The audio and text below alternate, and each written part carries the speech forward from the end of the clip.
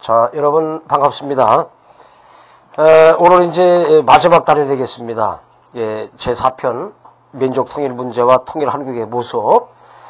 자, 1장에 이제 그 민족 분단과 남북한 사회 현실. 자, 정말로 우리 민족의 뼈아픈 그런 분단의 상황입니다. 이 민족 분단의 과정. 자, 일본 분단의 현실. 자, 여기서부터 이제 보겠습니다. 먼저 이제 분단 이전의 상황을 보면요. 동일한 언어와 문화, 혈통을 지닌 무슨 민족? 그렇죠. 단일 민족이었다는 얘기죠. 근데 이제 남북한 이제 분단이 돼서 벌써 꽤 시간이 흘렀습니다. 뭐 언어, 문화, 이런 뭐 혈통 등등 상당히 지금 엄청나게 이질화되어 있습니다. 막 그런 것들이 이제 시험에 나올 수가 있습니다. 일단 후반부에 가서 말씀을 드리도록 하면서요. 자, 이번에서 남북분단의 영향이 있죠. 우리 남쪽, 북쪽 이것을 찢어놓은 그런 기억의 국제적인 요인, 민족적인 요인, 개인적인 요인, 크게 이제 세 덩어리 요인으로 나눌 수가 있습니다. 자, 이런 부분은 여러분들이 좀 신경을 쓰도록 부탁을 드리는데, 먼저 이 국제적인 요인이 있습니다. 일단 이 국제적으로 이제 냉전이 심화된 상태입니다. 그야말로 늘 냉랭한 입장에서 전쟁이 벌어지는 그런 상황이었어요. 자, 그 냉전의 심화로 인해서 동북아시아 우리 쪽에도 냉전 그런 안타까운 상황이 벌어진 겁니다. 그래서 드디어 한반도 분단이 현실화되고 말았습니다. 고착화됐다, 현실화됐다 그런 얘기입니다. 그래서 동북아시아의 냉전 체제와 세계 냉전 구도가 지속이 됐습니다. 그래서 동북아시아의 평화 질서 형성과 유지에 대단히 부정적인 영향을 줬다라고 하는 것이 국제적인 남북분단의 요인이다 말이죠. 또 하나는 우리 민족 자체의 내부적인 요인도 있었습니다. 북한 상황 불신과 대립 관계가 지속이 됐다고 하는 거. 뭐 굵은 밑줄, 굵은 정도만 밑줄 해놓으시면 되겠습니다. 구체적인 내용이 옆에 나와 있죠. 국제 무대의 대립이라든지 민주주의의 회복. 그 다음에 이제 민족 자존심에도 엄청난 상처가 그래서 일어난 겁니다. 그러면서 막대한 민족 역량의 낭비라든지 손실이 있었고요. 이로 인해서 민족적 번영과 발전이 저해가 된 겁니다.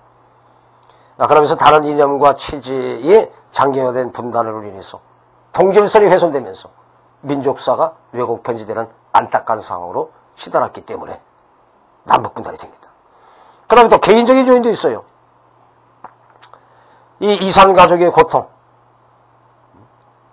정말로 이제 이산가족, 천만의 이산가족이라고 하는데 생존에 계신 분들이 그렇게 많지 않다고 합니다. 너무 안타깝습니다.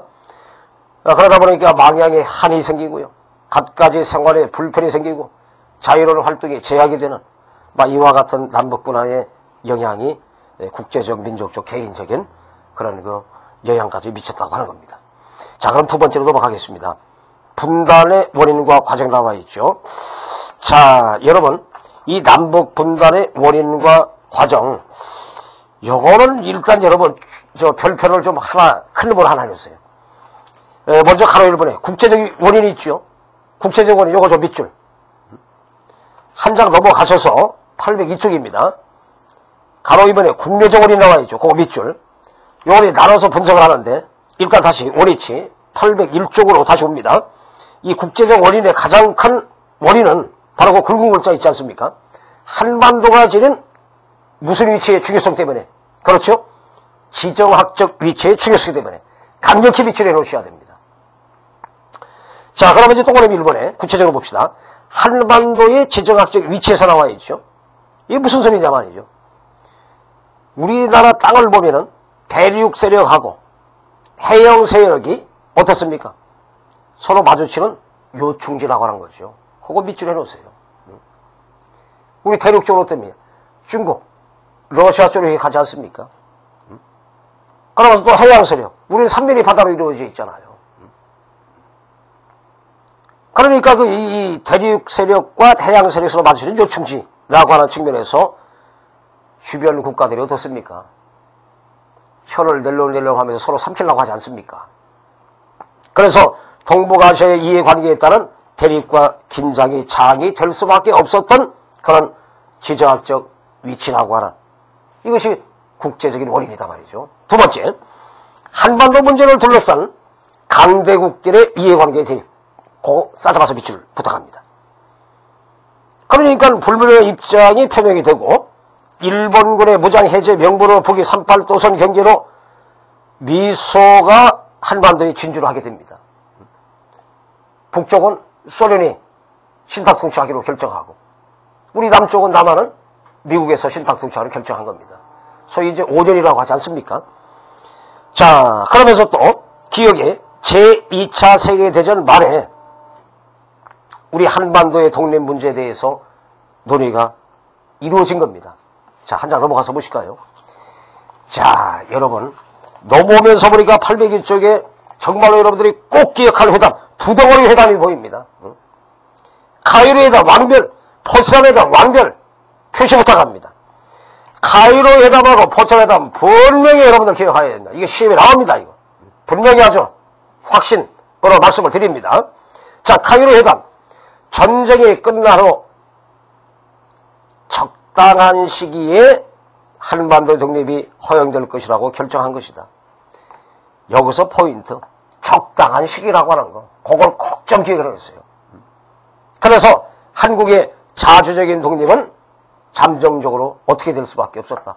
보류될 수밖에 없었다는 얘기입니다. 그러니까 어떻게 보면은 이 카이로 회담이라고 하는 것이 우리의 현재까지의 남북 분단의 원인을 제공한 것 중에 하나다 이렇게 볼 수 있습니다. 적당한 시기에 한반도 독립이 허용될 것이다 해놓고서 이게 안 된 겁니다. 이 애매한 문구 때문에 오늘날까지 우리는 분단의 아픔 속에서 살아가고 있는 그런 현실입니다. 그 다음에 포츠담 회담, 카이로 회담의 결정을 어떻게 한 것이다? 재확인한 것이다 라고 하는 거. 싸잡아서 밑줄에 있어요. 그러니까 순서가 카이로 회담이 1번, 2번이 포츠담 회담, 이렇게 순서대로 여러분들이 띵크를 해놓으시면 되겠죠. 자, 그 다음에 뒤로 오셔서 이 종전 무렵, 전쟁이 끝날 무렵에 미소의 한반도의 영향력이 어떻게 됐다? 강화되는 그런 식입니다. 그러면서 어떻게 해보니까 이 미국 쪽은 일본의 원자폭탄을 떨어뜨렸죠. 일본 녀석들이 말을 안 들으니까 두 덩어리를 떨어뜨린 겁니다. 그러면서 소련은 연합국의 일원으로 참전해서 한반도 동북부에 진입을 하게 된 겁니다. 그래서 이제 리을에 보니까 일본의 연합국 측에 대한 무조건 항복이 이제 이루어지고요. 왜? 결국 원자폭탄 투하가 결정적인 기회가 된 겁니다. 그래서 이제 미은의 북위 38도선을 경계로 해서 미소가 우리 한반도의 남쪽은 미국, 북쪽은 소련이 진주하면서 얘네들이 신탁 통치를 한다고 하면서 완전히 38도선이 그야말로 벽이 된 겁니다. 자, 그 다음에 이제 국내적 원인입니다. 이런 국제적인 원인도 남북분단의 원인입니다만 또 국내적인 원인이 또 우리 남북분단을 또 만드는 하나의 또 원인이 된 겁니다. 자, 거기 보시면 민족 내부의 응집력과 통일에 대한 영향이 부족하다. 그거 강력히 밑줄 부탁합니다. 자, 여기 구체적인 내용을 보면 동그라미 1번에 독립운동 세력 간의 응집력이 약화됐다라고 하는 거. 그것도 일단 밑줄 부탁하고요. 자, 기억리은 지금 나와있죠? 기억. 3.1운동 이후 중국, 미국, 소련 등지에서 항일투쟁이 전개됐다고 하는 거. 이거 여러분들이 많이 들었을 겁니다. 그러니까, 우리 옛 선조들이 말이죠. 중국, 미국, 소련 등지에서 항일투쟁에 엄청나게 고생을 하시면서 목숨을 잃어가면서 한 겁니다. 근데 서로 이제 따로따로 하다 보니까, 따로 국밥이 되다 보니까, 한 덩어리로 갔어야 되는데 말이죠. 그게 이제 문제가 된 겁니다. 니은에 주권회복 방법에 대해서 의견 대립이 있었어요. 다시 말씀해서 나와 있죠. 독립운동 세력들 간의 갈등과 대립이 있었다는 얘기입니다. 의견 조율을 못한 겁니다. 그 다음에 디귿에 민족주의자와 공산주의자 간의 기본 이념과 노선 차이가 있었어요. 결국은 민족 내부의 응집력 약화를 초래해서 분단의 아픔 속에 우리가 현재 살고 있단 말이죠. 또그럼 이번에 와서 연합전선 구축 노력과 실패가 남아있죠. 일단 그거 밑줄에 놓으시고 구체적인 내용을 봅시다. 일단 목적을 보면은 대한민국 임시정부의 공인 획득을 통해서 일본과의 전쟁의 연합군의 일원으로 참여하면서 전쟁 이후 한반도 문제 처리 과정에서 우리가 주체적인 역할을 수행을 해야 되겠다라고 하는 이런 입장이 있었는데 결과 어떻게 되느냐. 일본 녀석들이 조기에 이제 원자폭탄 2덩어리 떨어뜨리면서 거기서 이제 항복한 거 아닙니까? 조기 패망하면서 전후 처리 과정에서 연합국의 일원이 될 수가 없었다는 얘기입니다. 그러니까 우리가 자주적으로 못했다는 얘기죠. 외세가 결국은 쪽발이 일본 놈들의 이 항복을 유도했다 이렇게 이제 본 겁니다. 그러니까 우리 선조들의 그 항일투쟁 노력 이것이 유야무야 흐트러졌다 이런 얘기입니다. 자, 그래서 여러분 이 민족 분단의 원인 국내적 국제적 요걸 구분해서 이해를 해주시는데 특히 너무 중요하니까 이 국제적 요인 이 민족 분단의 국제적 요인에서 두덩어리 회담 순서대로 1번, 2번에서 기억을 해주세요. 1번이 아까 뭐라고요? 예. 카이로 회담. 카이로 회담의 포인트 뭐라고 했습니까? 그렇죠? 적당한 시기라고 했어요. 적당한 시기. 적당한 시기. 이 적당한 시기에 독립을 허용될 것이다 했는데 그게 안 됐다는 얘기죠. 그 다음에 카이로 회담을 재확인한 것이 바로 그렇죠? 이 포츠담 회담이라고 하는 거. 예. 카이로 회담 재확인. 이 두 덩어리를 여러분들이 꼭 좀 띵크를 부탁드리면서 자, 교재 이제 3번의 분단의 고착화 과정입니다. 자, 이 분단의 고착화 과정. 일단 요거 타이틀 믿지 마시고 네 덩어리로 좀 이해를 해봅시다. 자, 가로 1번 광복 직후 미소의 군정시시 그거 밑줄. 그 다음에 가로 2번 신탁 통치 결정을 둘러싼 대립 그거 밑줄. 한 장 넘어가셔서 803쪽에 미소 공동위원회 결렬 밑줄. 가로 4번 남북한 단독정부 수립 및 분단의 고착화 밑줄. 해놓으시고 다시 원위치 빼가셔서 802쪽으로 넘어왔습니다. 자, 그럼 하나씩 분석을 해보자고요. 분단의 고착화 과정에서 이 첫째 광복 직후의 미소의 군정 실시라고 하는 거. 북이 38도선의 경계로 미소의 한반도 분할 점령. 으로 인해서 미군과 소련군이 우리나라에 이제 이 결국은 남과 북쪽에 와가지고서 통치를 한 겁니다. 안타까운 사실이죠. 예. 북이 38도선의 경계로 미소가 한반도 분할 점령했다. 그거 살짝 좀 밑줄 해놓으세요. 그래서 보세요. 남한은 미국식 자유민주주의가 이제 뿌리를 내리고 북한은 소련식 공산주의가 뿌리를 내리는 겁니다. 그러면서 이제 민족내부 응집력이 이제 북한에서 이제 상당히 약화되는 그런 상황이 펼쳐진 겁니다. 뭐 박헌영, 조만식 이 양반들 김일성이가 숙청을 한 거 아닙니까? 예. 그 다음에 가로 2번에 가서 신탕통치 결정을 둘러싼 대립. 자, 그거 아까 밑줄 하셨죠? 모스크바 3사회의 그거 살짝 밑줄해 놓으세요. 이 모스크바 3사회에서 뭐가 결정이 되느냐? 국민이 자치 능력을 갖출 때까지 남과 북 5년 동안 신탁통치 실시를 결정한 겁니다. 예. 5년 동안 신탁통치 실시를 결정했다. 그 밑줄. 그러니까 이제 어떻게 되느냐? 똑바로 빌면에 신탁통치에 대해서 어떻게 했겠어요? 반대를 들고 일어난 겁니다. 전국적으로 신탁의 반대 운동이 활발하게 이루어진 겁니다. 두 번째, 공산주의자의 태도 변화를 보니까 처음에는 이 신탁통치를 반대했어요. 그런데 소련의 지적을 받아가지고 갑자기 북한에서는 신탁통치를 찬성을 한 겁니다. 결과 어떻게 되느냐? 우리 민족의 이념적 대립과 분열은 자주 독립의 역량을 약화시키는 요인으로 작용한 겁니다. 그래서 결국 남과 북, 북한에는 소련, 남한에는 미국이라고 하는 이 강대국이 우리 남북한이라고 하는 한반도 문제 개입의 명분을 갖게 된 겁니다. 그래서 드디어 분단 고착화가 확실하게 이루어지는 원인을 제공했더라라고 하는 안타까운 상황이죠. 자, 한 장 넘어가서 보실까요? 자, 803쪽으로 오셨네요. 미소 공동위원회가 또 결렬이 됐습니다. 결국은 거기 나와 있죠. 냉전 상태인 미소의 대립으로 실패를 했다, 이런 얘기입니다. 과거에는 말이죠. 미소가 자유지정은 미국, 공산주의는 소련, 이게 아주 양대 소위 이 양대 강국, 예, 그렇게 얘기한 거 아닙니까? 그게 이제 위원회가 결렬되니까 대립 상태로 간 겁니다. 그러면서 간호사번에 보니까 남북한 단독정부 수립 및 분단이라고 하는 이런 고착화가 결국은 오늘날까지 이루어진 것이다라고 하는 상황이죠. 자, 그럼 이제 민족 분단과 남북한 사회 문화의 비교. 자, 남북한의 언어. 우리가 이제 앞에서도 그런 얘기를 했습니다만은 남북한이 분단되면서 이 동지화가 이질화가 됐다, 이런 얘기 했지 않습니까? 공동체가 붕괴된 겁니다. 거기에 이제 이 언어가 상당히 지금 달라졌습니다. 보세요. 북한어의 특징을 보면 말이죠.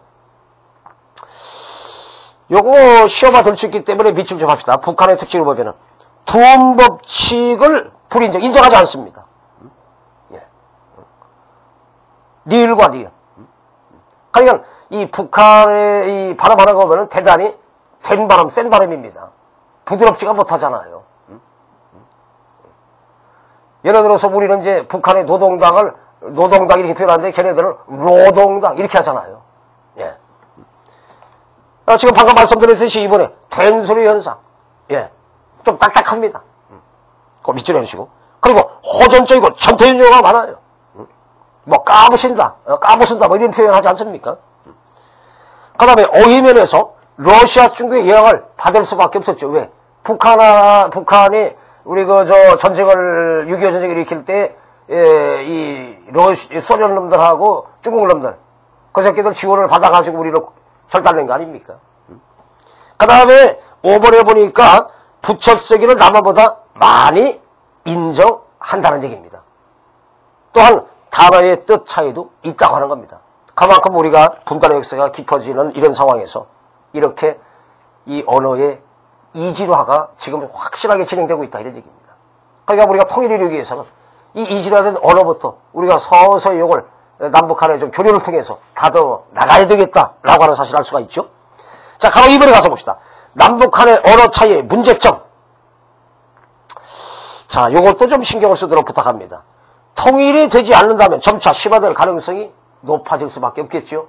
그러니까 하루빨리 통일을 우리는 이루기 위한 노력을 다각도로 해야 되지 않느냐 말이죠.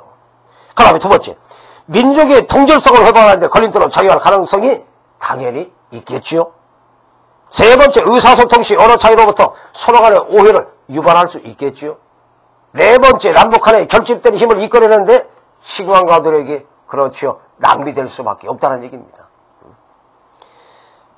그렇기 때문에 이제 우리가 그런 얘기를 하잖아요, 여러분. 그 순서도 있습니다. 통일하는데 정치적인 통일은 사실 마지막입니다. 일단 이 언어, 문화적인 측면, 스포츠적인 측면, 이런 면부터 우리가 서서히 이질화된 걸 동질화시켜 나가는 그런 순서부터 진행을 해야 되겠다. 정책 통일은 마지막이다, 이런 얘기죠. 그래서 우리가 또 그런 얘기를 하죠. 남북한의 진정한 통일은 뭐냐. 이질성을 회복하는, 진정한 동질성을 회복하는 그런 통일을 우리는 진정한 통일로 이렇게 보고 있다라고 하는 거. 그런 것도 시효가 될 수가 있습니다. 네, 그 다음에 간호사반에 가서 남북한 문화를 보면은 말이죠. 요거 여러분 그냥 쭉쭉 읽어 나가세요.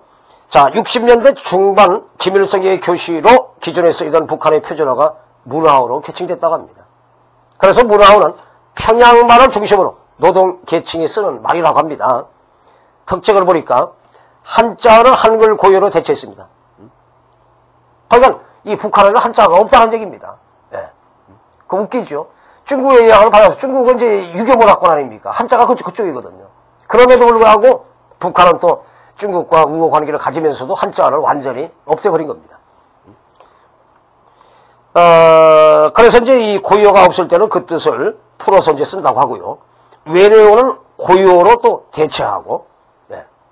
그게 어떻게 보면은 이 북한은 주체성 있는 그런 방향으로 흘러가고 있다. 이렇게도 또 장점적인 측면이 있습니다. 그 다음에 정치용어는 사상교육을 하는데 활용이 위해 한자어라도 수정을 금한다고 하는 거. 정치용어는 또 특별하죠. 그것만큼은. 그 다음에 과학기술 용어의 대중화된 한자나 외래어는 그대로 또 사용하고 있다고 하는 거. 자, 요런 그 특징을 북한이 이제 가지고 있는 겁니다. 자, 그럼 이제 남북한 생활문화를 보면 이제 남한 쪽에서 다음 페이지로 넘어가 보실까요? 이 남한 쪽의 상황은 804쪽에 왔습니다. 급격한 산업화와 서구문물의 유입으로 인해서 전통적인 가치관, 행동 양식이 엄청나게 변화됐습니다. 또 경제, 정치 체제를 보면은 자유민주주의, 자본주의 체제를 가지고 있잖아요.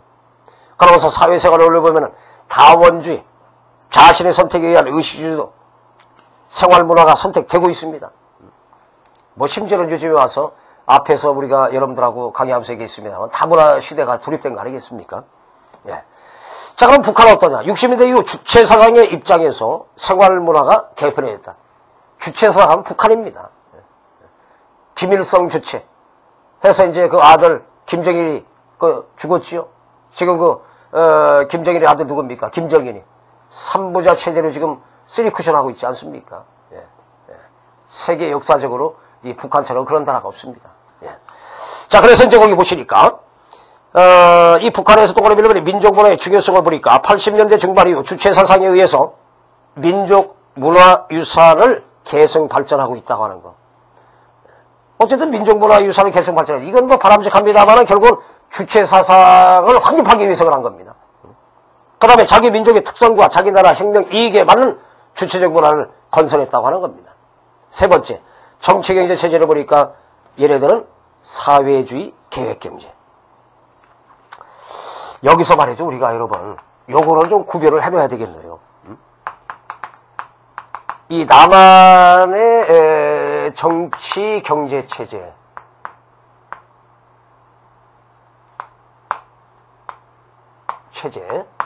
그 다음에 북한의 정치 경제 체제. 네. 아까 남한 쪽에서의 정치 경제 체제는 뭐라고 했습니까? 정치는 자유 민주주의라고 하는 정치 체제. 경제는 뭐라고 했습니까? 예. 경제 체제는 우리는 자본주의 체제라고 하는 것이죠. 근데 북한의 정치 경제 체제. 지금 여러분들 교재 보시면 나와 있죠. 북한은 무슨 주의? 정치 체제는 사회주의입니다. 네. 사회주의. 우리는 자유민주주의하면 사회주의. 요걸 이제 비교하는 겁니다, 비교. 그 다음에, 얘네들의 이제, 경제는 뭡니까? 그렇죠. 계획경제입니다. 그러니까 우리는 자본주의 경제를 하면은 얘네들은 계획경제다. 그런 얘기입니다. 요거 비교되는 거. 서로 반대됩니다. 결국 이제 이 계획경제라고 하는 건 사회주의라고 하는 정치체제에서 나온 경제체제다. 이렇게 얘기하시면 됩니다. 국가가 모든 계획을 세워서 다 후들럽혀 나가는 겁니다. 자, 그 다음에 가셔가지고, 얘네들의 그 사회생활의 원리, 요것도 좀 밑줄을 해놓으세요. 집단주의, 획일주의입니다. 아까 우리는 사회생활에 무슨 주의라고 했어요? 다원주의. 그거 좀 밑줄을 해놓으세요. 우리는 다원주의, 개개인의 입장을 다 존중하는 겁니다. 그 다원주의 속에서는 말을 따짜거든요. 개개인을 다 존중한다. 그런 얘기입니다. 얘네들은 집단주의예요. 집단이기 때문에 개인의 입장을 주장한다? 바로 숙청입니다. 그러니까 집단이라고 하는 획일주의로 가는 겁니다. 자, 그만큼 이제 북한은 자유가 결핍되어 있다라고 하는 걸 알 수가 있습니다. 그 다음에 이 남북한의 의문화라고 했죠. 의자입니다. 그냥 우리말로 써놔서 그런데 이 복장에 차이가 있습니다. 남한은 자유로운 복장 및 개성을 살려서 다양한 복장을 선택한다는 얘기. 그러나 북한은 70년대 남자는 모택동 동복, 여자는 신조고리와 검정 통치마 한복을 입었다고 합니다. 요 북한에다 가서 그거 좀 밑줄 좀 해놓으실까요? 남자는 모택동, 여자는 흰조고리와 검정 통치마 한복을 입었다고 하는 거. 근데 이제 80년대 이후로 어떠냐? 평양 등 대도시의 일부 주민은 양복의 양장 차림으로 변화됐습니다. 그거 밑줄. 대다수 주민은 점퍼, 스웨터, 인민복, 작업복 차림이라고 하는 거. 자, 근데 이제 동그라미 3번에 공통점이 나와 있죠. 점차 어떻게 되고, 서구화되어 가고 있다. 이렇게 나와 있죠. 북한에서도 말입니다. 고위층자에 전부, 이 김정은이가 말이죠. 그 위에 이제 이 김정은이 아버지가 누굽니까? 아까 얘기해놓고 좀 깜빡깜빡하네요. 김일성, 김정일, 김정은. 이 3부자들이 말이죠. 그 자기 체제를 유지하기 위해서 고위급의 자녀들은 전부 다 외국에 국가에서 무료로 유학을 보낸다고 합니다. 그러니까 그 양반들이 외국 나가서 유학하면서 완전히 서구화가 되는 겁니다. 김정은이 자체도 유학을 하고 온 사람 아니에요. 네. 자, 그 다음에 이제 남북 간의 식문화입니다. 음식 문화를 얘기하는 거죠. 식.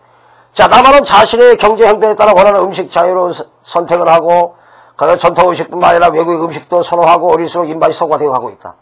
자, 북한은 어떠냐? 이 북한에도 한번 초점을 맞추시기 바랍니다. 배급제도를 통해서 국가가 인민 생활을 책임지고 있고, 인민의 생활을 고루 향상시키면서 생활의 격차를 없앨 수 있다고 주장했어요.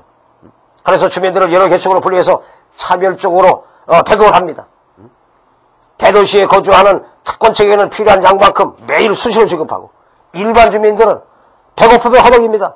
각 지자에서 발급받은 카드로 국영화성에 구매하고, 경제 상황이 어려진 이후에는 배급이 시행되지 못하고 있단 말이에요. 지금 북한에 굶어 죽는 이 주민이 얼마나 많다고 합니까? 우리가 보내주는 거 주민들한테 안 간다고 합니다. 전부 부대로, 군 부대로 간다고 합니다. 그래 놓고서 그 북한 지도 측에서 그런다고 합니다. 우리 남한 쪽에서 북한에서 우리 그 연평대 막 포로 쏘고 했잖아요. 그러니까 위협에 두려워가지고 이 남한 쪽에서 쌀을 보내온 거라고 말이죠. 그렇게 거짓말을 한다고 합니다. 그러고 주민들한테 안 준답니다. 줄 때도 나중에 이 백업 줄 때 그때 받았으니까 일부를 제하고서 조금만 준다고 합니다. 아주 이 김정은의 체제 이거 문제가 큽니다. 그러니까 우리 국민들이 우리가 직접 가가지고서 주민들한테 줘야 되겠다 이런 말이 그래서 나오는 겁니다. 이 북한의 그 음식 문화를 보면 말이죠. 북한의 주식은 쌀이 부족해가지고 옥수수 감자, 그 옥수수 감자도 제대로 못 먹고 있다고 하는 그런 상황입니다. 식량 부족을 해서 감자 옥수수를 주재료로 하는 음식이 개발되고 있다고 하고, 강냉이밥, 강냉이국수, 강냉이, 뭐 납새빵, 옥쌀밥 뭐 이런 것들이 있다고 합니다. 근데 이것도 먹지 못해서 굶어 죽는 우리 주민이 많다고 합니다. 북한 주민이. 자, 남북한의 이제 주문화. 바로 주택을 얘기하는 겁니다. 남한은 경제 능력에 따라 가옥 소유 방식의 차이가 나면서 빈부격차가 반영돼가지고 자신의 경제 형편에 따라 원하는 가옥의 형태나 구조를 선택하고 있다는 얘기죠. 자, 한 장 넘어가서 805쪽으로 넘어왔습니다. 북한. 이 주택에 대한 소유권이 아닌 이용권만 가지고 있다. 예. 그 다음에 주택은 사회지원법에 의해서 국가 예산으로 건립되는 집단적 소유물이고요. 주민의 계층과 신분에 의해 주택을 국가가 분배하고 각 등급의 독립가옥이나 연립주택, 아파트 기수 주택 사용료를 내는 임대 형식으로 이용되고 있답니다.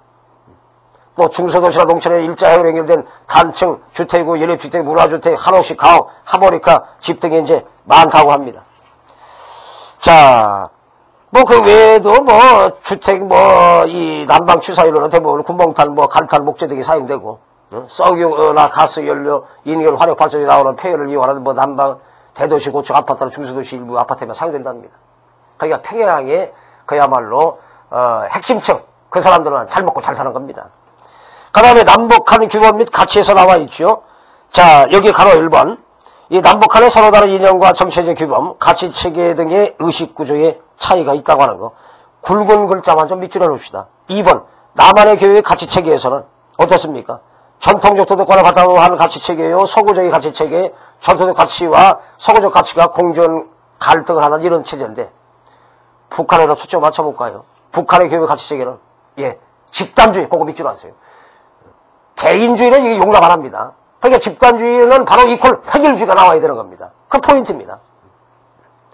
결국 이제 거기 헌법에 나타난 집단주의라고 하면서 집단주의 특징에서 쭉 나와 있죠. 개인주의, 이기주의, 끝나는 겁니다. 집단주의를 아주 절대시하는 겁니다. 당의 주체사상, 김일성 유사상, 이거 강조하고요. 수령을 중심으로 한 정치 사상적 통일이고 노동계급의 본질적 특성, 주민생활의 조직화는 노동계급에 대한 집단주의 통치 방법론의 핵심이다라고 하는 거. 어쨌든 북한의 교육 가치체계는 집단주의, 획일주의다. 그것만 기억하시면 되겠습니다. 자, 민족 분단의 극복 상황에서 보니까 분단 극복의 필요성, 요거 밑줄 부탁합니다. 주교 표시 하나 해놓고요. 민족 분단의 전통 개성 발전하고 민족의 도의성을 회복하고, 그 다음 페이지 806쪽으로 넘어왔습니다. 인도주의 차원에서 이산가족의 고통을 방지하고, 네 번째, 남북 간의 민족적 역량 낭비를 방지하는 이 네 가지 측면을 얘기하는 겁니다. 그 각각 밑줄에서 꼭 띵크하고요. 그 다음에 분단 극복의 자기 요인이 있죠. 요거는 이제 살짝 밑줄 해놓으실까요? 살짝. 세덩어리 있죠. 이진화와 적대감 및 상호 간의 불신, 한반도 주변 국가들 간의 갈등과 이해관계에 대립, 다양한 집단들의 이해관계에 따른 국론 분열. 각각 살짝 밑줄 해놓으시고. 그 다음에 여러분, 분단 극복의 기본 방향이 있죠. 큰 덩어리만 밑줄에서 띵하시면 되겠습니다. 예. 첫째, 독일 통일과의 교훈을 수용해야 되겠다. 예. 그거 밑줄 해놓으시고, 요거 여러분들이 쭉 읽어보시면 되겠습니다.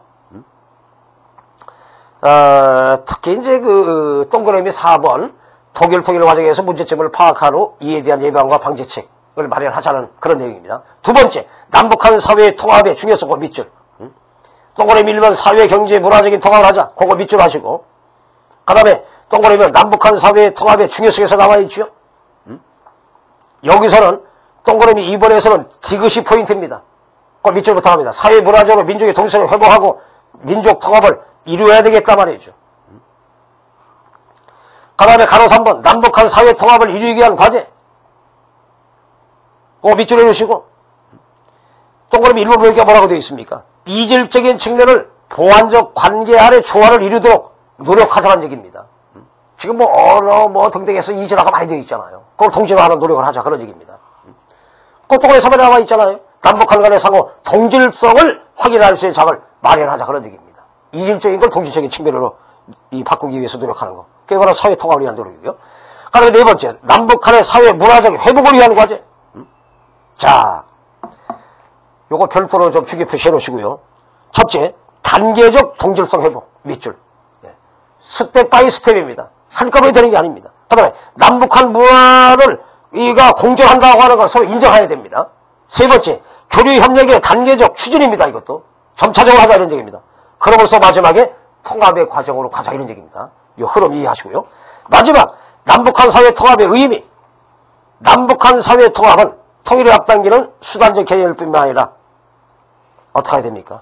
후반부 밑줄 할까요? 통일 이후에도 어떻게 해야 됩니까? 계속 이루어야 될 과정이다라고 하는 것이죠. 자, 오늘 여러분 대단히 수고했고요. 다음 시간에 만나도록 하겠습니다.